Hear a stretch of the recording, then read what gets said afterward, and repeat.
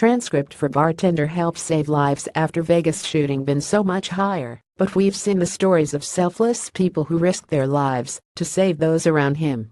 Not just people they knew, but also complete strangers.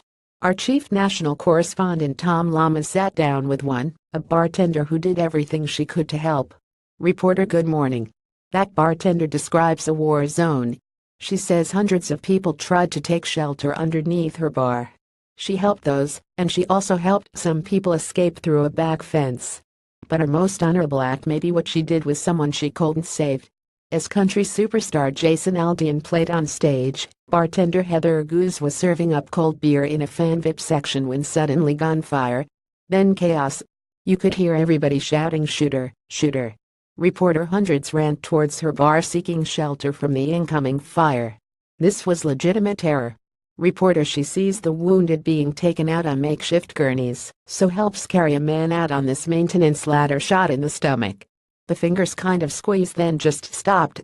Like you don't have to be a doctor to know.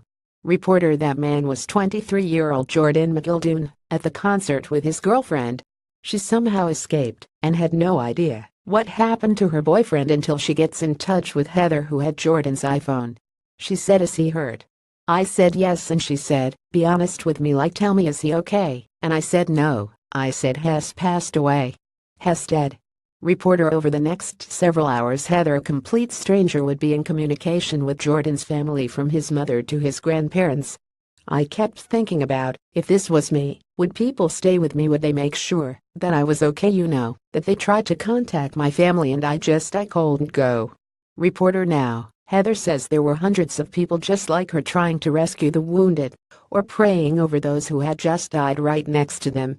Heather says the bravest people she saw, groups of men running back into the venue to rescue the wounded, not knowing if the shooter was going to open fire again. George heard that story after story after story. This transcript has been automatically generated and may not be 100% accurate.